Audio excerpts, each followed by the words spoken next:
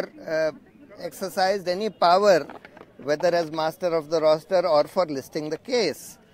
Court 2 said, all right, we will let us think about it and you come back tomorrow morning. But suddenly last night, the registry announced that the case had been listed before a constitution bench in Court 6.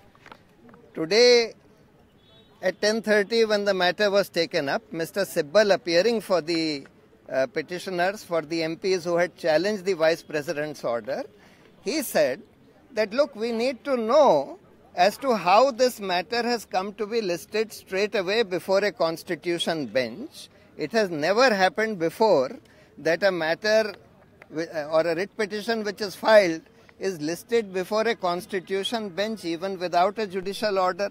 And we need to know if the Chief Justice has passed this order.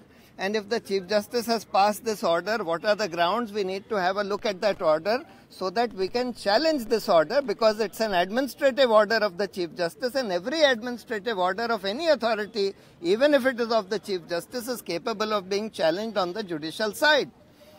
Unfortunately, the bench said that no, they would not like to go into this question. They would not like to provide a copy of the order, and they would like to hear this matter.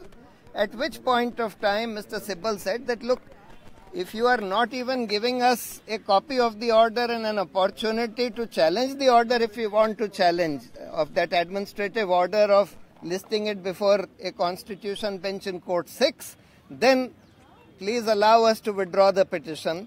And thereafter the petition was withdrawn. Sir, the Attorney General has also raised an objection that only two of the 64 MPs have filed this petition, and therefore it seems that it is only from that political party. कल एक petition file हुई कुछ MPs के द्वारा जिन्होंने impeachment motion chief justice के खिलाफ दस्तखत किया था, उसमें वाइस प्रेसिडेंट का ऑर्डर जिससे उन्होंने इम्पीचमेंट मोशन को रिजेक्ट कर दिया है, उसको चुनौती दी गई थी। उसको कल कोर्ट 2 में मेंशन किया गया, क्योंकि ये मामला सीधा सीधा चीफ जस्टिस से वास्ता रखता है, तो इसलिए इसको चीफ जस्टिस के सामने नहीं मेंशन किया जा सकता था। वो इसमें अपनी मास्टर ऑफ रोस्टर की पावर नहीं यूज कर सकते थे। तो कोर्ट 2 ने बोला कि अच्छा, हम लोग इसको थोड़ा सोच लें, तो आप कल सुबह 10:30 बजे आइए। लेकिन कल रात को सडनली रजिस्ट्री से लिस्ट जारी हुई कि यही केस कोर्ट नंबर 6 में 5 जजों की खंडपीठ में लगा दिया गया है। आज जब सुबह उसकी सुनवाई शुरू हुई तो कपिल सिब्बल, जो कि उन पिटिशनर्स के लॉयर थे, उन्होंने बोला कि भाई ये तो हमको बताइए कि किस आदेश से ये आज इस कॉन्स्टिट्यूशन बेंच के सामने लिस्ट हुआ है, क्योंकि नॉर्मली कोई केस बिना कोई जुडिशल ऑर्डर के 5 जजेस की खंडपीठ में नहीं जा सकता। अगर चीफ जस्टिस ने ये ऑर्डर पास किया है अपने मास्टर ऑफ रोस्टर की पावर का उपयोग या दुरुपयोग करके, तो फिर उसको चैलेंज करने का राइट हमारा है, क्योंकि कोई भी एडमिनिस्ट्रेटिव ऑर्डर चाहे किसी भी अथॉरिटी का हो, चाहे चीफ जस्टिस का हो, उसको चैलेंज करने का राइट संविधान में जुडिशियल रिव्यू में दिया गया है। तो उन्होंने बोला कि हमको ये ऑर्डर की कॉपी तो दीजिए, जिससे हम देख सकें कि किसने और किस आधार पर ये ऑर्डर पास किया है कि इसको 5 जजों की खंडपीठ में कोर्ट नंबर 6 में लगा दिया जाए। लेकिन बेंच ने बोला कि नहीं, हम उसमें नहीं जाना चाहते, आप मेरिट्स पर बहस करिए। तो फिर कपिल सिब्बल ने ये बोला कि ऐसे में अगर आप हमको ये भी नहीं दे रहे, ऑर्डर की कॉपी भी नहीं दे रहे और हमको उसको चैलेंज करने के लिए भी नहीं अलाउ कर रहे, तब फिर हमको ऐसे प्रोसीड करना ठीक नहीं लगता, और फिर आप हमको विड्रॉ कर लेने दीजिए पिटिशन। और इस पर सुप्रीम कोर्ट ने पिटिशन को विड्रॉ कर लेने दिया।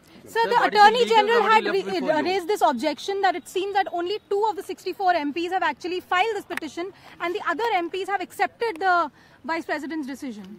No, the Attorney General said that even for challenging the Vice President's decision, rejecting the motion, 50 MPs... तो सुना आपने, ये प्रशांत भूषण थे जो कह रहे थे कि अभी ये पिटीशन विड्रॉ कर ली गई है, क्योंकि उन्होंने चुनौती दी कि ये जो पावर ऑफ जो अलॉटमेंट करने का रोस्टर, मास्टर ऑफ रोस्टर जो है वो चीफ जस्टिस होते हैं, और अगर ये चीफ जस्टिस के कहने पर ये बेंच बनी है तो इसका मतलब ये होता है कि फिर जब मामला चीफ जस्टिस के खिलाफ है तो कैसे फिर वो डिसाइड कर सकते हैं कि कौन सी बेंच इसको तय करेगी।